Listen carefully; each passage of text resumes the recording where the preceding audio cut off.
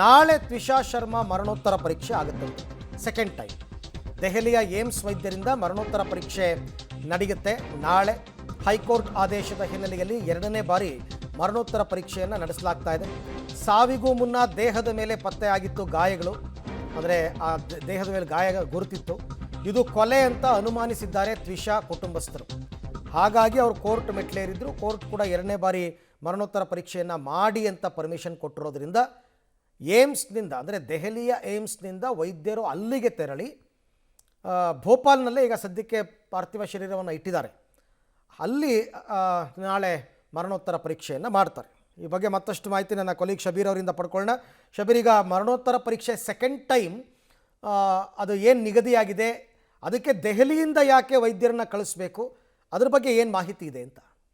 ನೋಡಿ, ತ್ವಿಷಾ ಶರ್ಮಾ ಆತ್ಮಹತ್ಯೆ ಮಾಡಿಕೊಂಡ ರೂಪದಲ್ಲಿ ಪತ್ತೆಯಾಗಿರುವಂಥದ್ದು. ಅವರ ಮೃತದೇಹ ಅಂದರೆ ಹ್ಯಾಂಗ್ ಮಾಡಿಕೊಂಡಿರುವಂಥದ್ದು, ನೇಣು ಹಾಕ್ಕೊಂಡ ರೀತಿಯಲ್ಲಿ ಪತ್ತೆಯಾಗಿರುವಂಥದ್ದು. ಆದರೆ ಕುಟುಂಬಸ್ಥರು ವಾದ ಮಾಡ್ತಾ ಇರುವಂಥದ್ದು ವರದಕ್ಷಿಣೆ ಕಿರುಕುಳವನ್ನು ಕೊಟ್ಟು ಹಿಂಸೆಯನ್ನು ಮಾಡಿ ಹತ್ಯೆ ಮಾಡಿ ಅದಾದ ಬಳಿಕ ಆತ್ಮಹತ್ಯೆ ಅನ್ನುವಂಥ ನಿಟ್ಟಿನಲ್ಲಿ ಬಿಂಬಿಸುವಂತಹ ಸಾಧ್ಯತೆಗಳು ಕಂಡು ಬರ್ತಾ ಇದೆ.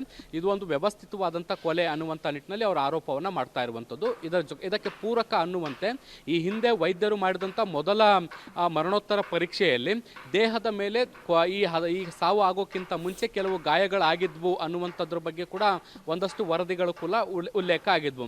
ಸೊ ಹೀಗಾಗಿ ಡೊಮೆಸ್ಟಿಕ್ ವೈಲೆನ್ಸ್ ಅಂದರೆ ಕೌಟುಂಬಿಕ ದೌರ್ಜನ್ಯ ತ್ವಿಷಾ ಮೇಲೆ ನಡೆದಿರುವಂಥ ಸಾಧ್ಯತೆಗಳಿದೆ ಅನ್ನುವಂತಹ ಅನುಮಾನಗಳು ಈಗ ಕುಟುಂಬಸ್ಥರಿಗೆ ವ್ಯಕ್ತ ಆಗಿರುವಂಥದ್ದು.